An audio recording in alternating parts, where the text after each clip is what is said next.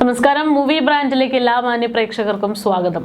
ഒരു അവിഹിതം ഇത്രമാത്രം ചർച്ച ചെയ്യപ്പെടുന്നത് ഒരുപക്ഷെ ഇത് ആദ്യമായിട്ടായിരിക്കും. എന്തായാലും കാലം കെട്ട കാലത്ത് കൂടെയുണ്ടായ ഭാര്യയെയും സ്വന്തം മക്കളെയും മറന്നവനാണ് വിജയ് എന്നുള്ള പേര് വന്നു കഴിഞ്ഞു.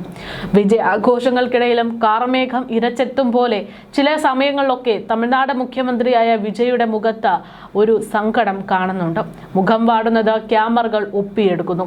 വിവാദങ്ങൾ നിലനിൽക്കവെ തന്നെ തൃഷയെ ചേർത്ത് നിർത്തുമ്പോൾ തൻ്റെ മക്കൾ തന്നെ വെറുക്കുമോ എന്നുള്ള ഭയമാണോ ആശങ്കയാണോ വിജയുടെ ഇത്തരം ആശങ്കകൾക്കും സങ്കടത്തിനും പിന്നിലുള്ള കാര്യം എന്നുള്ള ചോദ്യമാണ് പ്രസക്തമായി കൊണ്ടിരിക്കുന്നത്. ചേർത്ത് നിർത്തേണ്ടവരെ അകറ്റിയ വിജയുടെ ആ ഒരൊറ്റ തീരുമാനം വഹിച്ചാൽ ബാക്കിയെല്ലാം ശുഭം എന്നും അഭിപ്രായങ്ങൾ വരുന്നു. ഇപ്പോൾ സോഷ്യൽ മീഡിയയിൽ വൈറലാകുന്നത് വിജയുടെ ചേർത്ത് നിർത്തൽ കഥകളാണ്. അതിൽ പ്രധാനമായിട്ട് വരുന്നത് വിജയുടെ ഡ്രൈവറുടെ കഥ. തമിഴ്നാട് നിയമസഭയിൽ MLA ആയി അധികാരമേൽക്കുന്ന ശബരിനാഥന്റെ വീഡിയോ സമൂഹ മാധ്യമങ്ങളിൽ വൈറലാണ്. വിജയുടെ ഡ്രൈവറും PAയുമായ രാജേന്ദ്രന്റെ മകനാണ് ശബരിനാഥൻ. MLA ആയി സത്യപ്രതിജ്ഞ ചെയ്യുന്നതിനെ ഒപ്പിടുന്നതിന് മുൻപ് അണ്ണ ഞാൻ ഒപ്പിടട്ടെ എന്ന് വിജയോട് ചോദിക്കുന്ന ശബരിനാഥന്റെ വീഡിയോ സോഷ്യൽ മീഡിയയിൽ ശരവേഗത്തിൽ വൈറലായി. നിറഞ്ഞ പുഞ്ചിരിയോടെയാണ് ശബരിയുടെ പ്രവൃത്തിക്ക് വിജയ് മറുപടി നൽകുന്നത്. ആദ്യ ചിത്രം മുതൽ വിജയ്ക്കൊപ്പമുള്ള സഹായിയാണ് രാജേന്ദ്രൻ. ഏറെക്കാലമായി വിജയുടെ ഡ്രൈവറായിരുന്നു രാജേന്ദ്രൻ. അടുത്തിടെയാണ് PA ആയി നിയമിതനായത്. കഴിഞ്ഞ വർഷം TVK ജില്ലാ സെക്രട്ടറിയായി ശബരിയെ നിയമിച്ചിരുന്നു. തെരഞ്ഞെടുപ്പിൽ വിരുഗമ്പാക്കത്തുള്ള നിന്നുള്ളവർക്ക് സ്ഥാനാർത്ഥിയായി പാർട്ടി ടിക്കറ്റും നൽകിയതാണ്. ശബരി ഇപ്പോൾ MLA ആയി മാറി.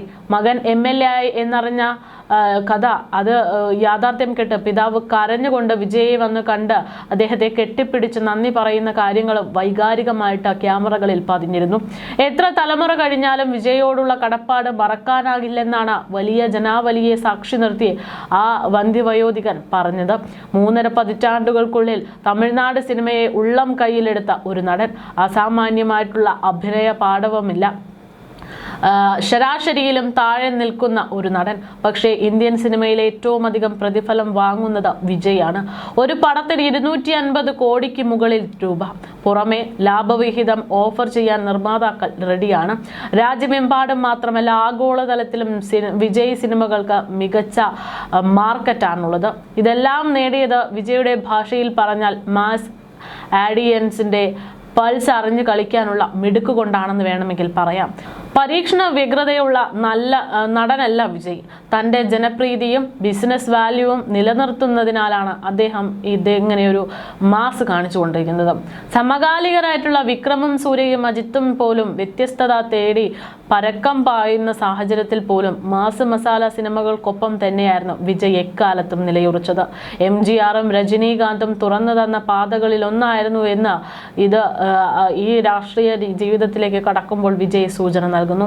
എന്തായാലും വിജയുടെ വിജയത്തെക്കുറിച്ച് പലർക്കും പലതരത്തിലുള്ള അഭിപ്രായങ്ങളുണ്ട്. നടി ശാലിനിയുടെ പിതാവ് ബാബു ഒരിക്കൽ പറഞ്ഞ കാര്യം ഇങ്ങനെയാണ്. അതായത് വിജയുടെ സ്വഭാവത്തെക്കുറിച്ചുള്ള കാര്യങ്ങൾ.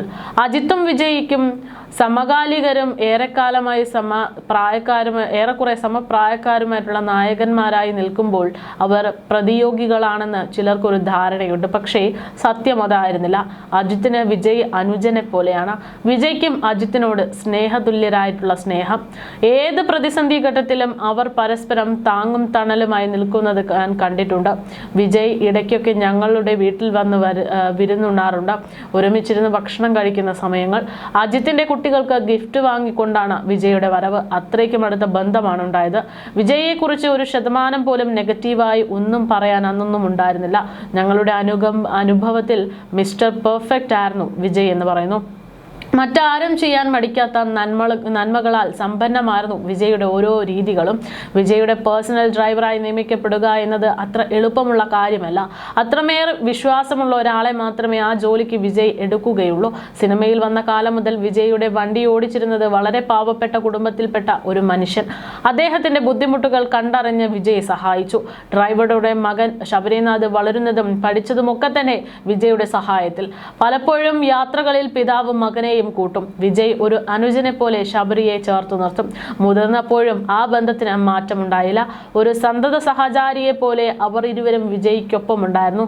TVK എന്ന പാർട്ടി രൂപീകരിച്ചപ്പോൾ തന്റെ വിശ്വസ്തനായ ശബരിനാഥിനോട് അതിന്റെ ഭാഗമാകാൻ വിജയ് ആവശ്യപ്പെട്ടു. തെരഞ്ഞെടുപ്പിൽ പാർട്ടി ടിക്കറ്റും നൽകി. ശബരി ഇപ്പോൾ MLA ആയി മാറി. അതാണ് യാഥാർത്ഥ്യം.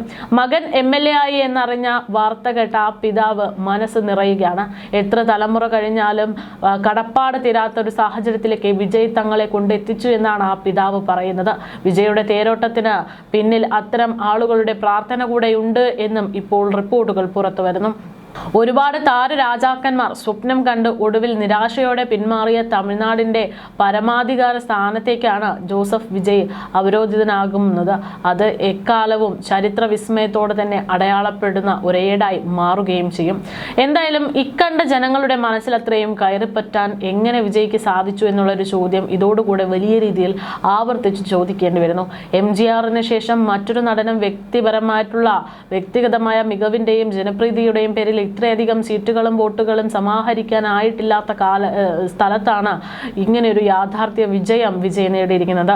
MGRും ജയലളിതയും പോലും സിനിമാ താരങ്ങൾ എന്ന നിലയിലെ ജനപ്രീതിക്കപ്പുറം പതിറ്റാണ്ടുകൾ നീളുന്ന രാഷ്ട്രീയ പ്രവർത്തന പരിചയം, അണ്ണാ DMK പോലെ ആഴത്തിൽ വേരുകളുള്ള ഒരു പ്രസ്ഥാനത്തിന്റെ പിൻബലം കൊണ്ടുകൂടെയാണ് തമിഴ്നാടിന്റെ മുഖ്യമന്ത്രി പദത്തിലേക്ക് എത്തിയത്. എന്നാൽ വിജയ് എന്ന ബ്രാൻഡിന്റെ മാത്രം പിൻബലത്തിൽ അതിവേഗത്തിൽ ഇക്കണ്ട കളി അത്രയും കളിച്ചു എന്നുള്ളതാണ് യാഥാർത്ഥ്യം. കമലും രചനയും വിജയകാന്തും ശരത് കുമാറും വീണുപോയ തമിഴ്നാട് രാഷ്ട്രീയത്തിൽ വിജയ് ആദ്യത്തെ നിയമസഭാ തിരഞ്ഞെടുപ്പിൽ തന്നെ വിജയ കിരീടം ചൂടുമ്പോൾ അദ്ദേഹത്തെ അടുത്തറിയുന്നവർക്ക് അതിശയമൊന്നുമില്ല. കാരണം എന്തെങ്കിലും ഒന്ന് മുന്നിൽ കാണാതെ നീങ്ങുന്ന ഒരാളല്ല വിജയ്. രജനിയും കമലും പോലെ വൈകാരികമായി പ്രവർത്തിക്കുകയും പ്രതികരിക്കുകയും ചെയ്യുന്ന ഒരു വ്യക്തിയുമല്ല വിജയ്. അതല്ല അയാളുടെ ശൈലി. അദ്ദേഹത്തിന്റെ മനസ്സിൽ മുന്നോട്ടുള്ള നീക്കങ്ങളെ സംബന്ധിച്ച് വ്യക്തമായ ധാരണയുണ്ടാകുമെന്നാണ് വിജയ് അടുത്തറിയുന്നവരൊക്കെ പ്രതികരിക്കുന്നതും. എന്തായാലും ഇത്തരത്തിൽ കാര്യങ്ങൾ മുന്നോട്ട് പോകുമ്പോൾ മറുവശത്ത് കൂടെ നിന്നവരെ എല്ലാം ചേർത്ത് പിടിക്കുന്ന വിജയ്ക്ക് എന്തുകൊണ്ട് സ്വന്തം ഭാര്യയെ മനസ്സിലാക്കാൻ മാത്രം പറ്റിയില്ല എന്നുള്ളൊരു ആക്ഷേപം ചർച്ചാ വിഷയമായി മാറുന്നുണ്ട്. കേവലം ആരാധനയിൽ നിന്നാണ് വിജയ് സംഗീത ബന്ധം ആരംഭിക്കുന്നത്. പിന്നീട് അത് പ്രണയമായി മാറുന്നു. ഒരു കാലത്ത് വിജയുടെ കടുത്ത ആരാധികയായിരുന്നു സംഗീത. പൂവേ ഉനക്കാകെ എന്ന സിനിമ കണ്ടതോടെ ആ ഇഷ്ടം അതിന്റെ പര്യമെത്തിയിലെത്തുകയായിരുന്നു.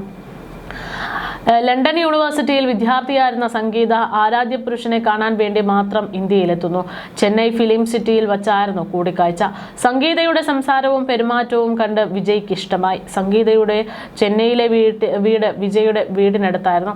ഒരു ദിവസം വിജയ് ആ പെൺകുട്ടിയെ തന്റെ വീട്ടിലേക്ക് ക്ഷണിച്ചു.